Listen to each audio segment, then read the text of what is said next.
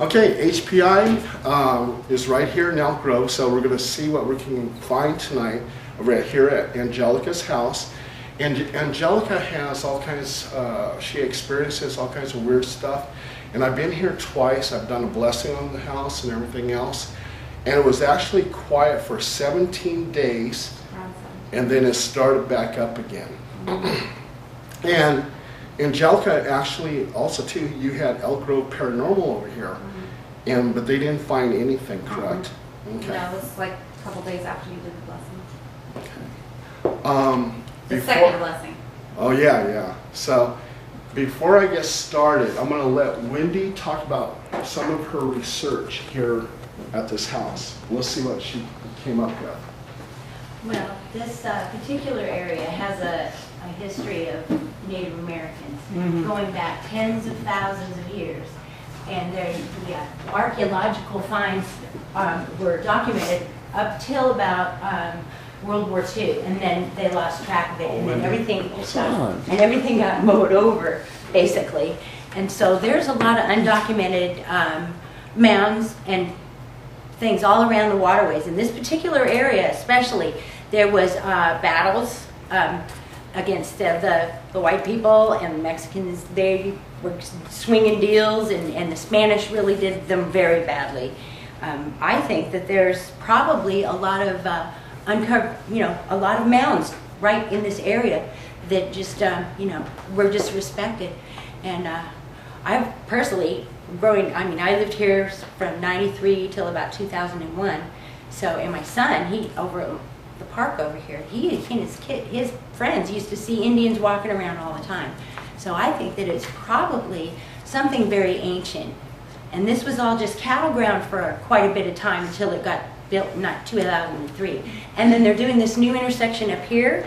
There's that little graveyard over there that started out like 6.7 acres, and then now it was whittled down to 1 point something. So there was a lot of unmarked graves, a lot of shuffling around, a lot of things that are disturbed right now, I think. And so we just need to investigate that part of it. They didn't relocate the bodies because Sacramento has a history of most of the houses that were built here. Back in the day, when they plowed over a cemetery, they didn't relocate the bodies, they just moved the headstone. They didn't tell anybody, which is actually illegal. Exactly. It's just now starting to come out. Exactly. Yeah. There's so many unknown people that are just, hanging around underneath the ground. That are, they could be just saying, hey, because this was just all pasture for quite a while. And so in 2003, when they started developing this land, a lot of stuff got dug up.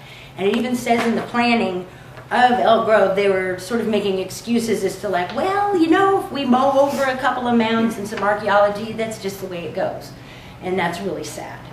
I think that the Plains people here, they have different customs as far as the burials and stuff than the mountain Indians. Those guys went all out with the funeral pyres in the morning and the whole kit and caboodle. Down here, dancing, all about the dancing. They'd have the dance. They totally danced, and I think that might help too. Everybody danced, and I always found being in this area and having just seeing out of the corner of my eye, just knowing there's so much history here. The more I made my yard and my area beautiful, the more I respected the area, the better I felt. And it just seems to me that would help appease to just do yard work and dance.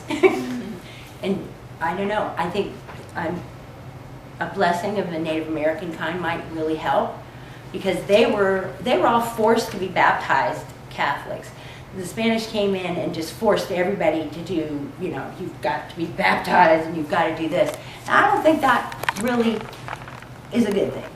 And I'm wondering if there's a correlation between the Indians who were forced to be baptized, are they still hanging around and unhappy? Or are the ones that weren't baptized? These questions need to be answered, correlations. And also too, Wendy, I don't know, but her backyard is Highway 99. Exactly, that's the main thoroughfare for all travel. Pioneer Days, everybody goes up and down. But also too, there's a lot of accidents that happen on Highway 99. Yep. And a lot of car fatalities. Sure, I So- checked for this very spot, Mhm. and there's nothing in this this very spot that I could find any time in the last, 10, 15 years or so that I could research back. I don't think anybody's really crashed and burned right here, but I think there may have been a lot of crashing and burning of native people and clashes, because, they ended up having to come down and raid, horse wrestling and a whole lot of anger and a whole lot of thieving, and definitely, and it goes back tens of thousands, if not more. And it's super interesting. And the knocking, that's just really intriguing. It's like, wham! That's very fascinating. But it's like and then you have all the waterways too. So that creates like a vortex of some kind, I think. You've got all the travel, then you've got the waterways that were so important. A whole lot of flow and a whole lot of energy there, so. Well, thank you, Wendy. So, unless you're missing anything, it seems like you got everything covered. I think I can't think of anything else that and there's just, I've got the list of the people in case any names pop up. I've got the list of the people that are buried right over here in that great. graveyard, Okay. in case any names pop up, Okay. because they may have been misplaced, because it started out so much bigger, and now it's just a little teeny piece of, right there in the middle of the freeway, so, somebody might have got shuffled. Okay, we'll look into it. Okay. Okay, thank you. Mhm. I'm going to go ahead and let the occupant talk about some of the activity that has happened here. Big Al, she doesn't want her face on camera, so if you can just kind of get everybody else's face. So I'll let her talk. And what is some of the activity? When did this first start, Angelica? I moved in on June 1st. I didn't start noticing, I didn't put two and two together right away. I'd say in July I noticed a couple of weird things. Just telling you, I heard something getting thrown in my tub, like something slammed into my tub, and there's no door where my bedroom is to my bathroom, so it's just right there, and it's cathedral kind of, so the sound just, there's nothing in my tub. I would hear like little, I can only tell you what it sounds like in my head because it's never there. Another time I heard what sounded like a drop of water hit metal and just like make this real high pitched sound, but they don't leak, they don't drip.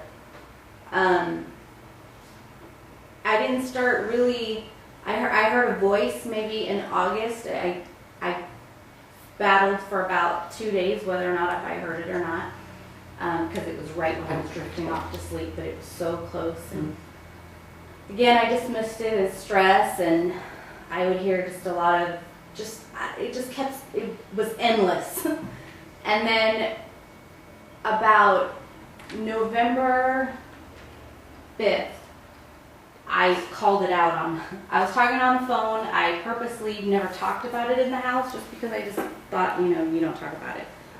And I said it to my friend that I thought that there's something in the house. And that evening, after I got off the phone with her, I said out loud, I do think there is something in this house. Whatever you do, don't make yourself present to me. I'm not here to hurt you. Just please leave me alone, and I'll leave you alone. 3 days later, it made itself known. And it was November 8th. I'll never forget that day. It was just, I had 6 weird things happen in 6 hours. From 10:05, and I know it was 10:05 because I had sent a text message to a friend. Because I went to bed, I turned everything off. I turned this television off with my finger because I couldn't find the remote. And I walked back into my room, texted my friend, turn off the lights. Within 15 minutes, I hear something scratch on the pergola floor.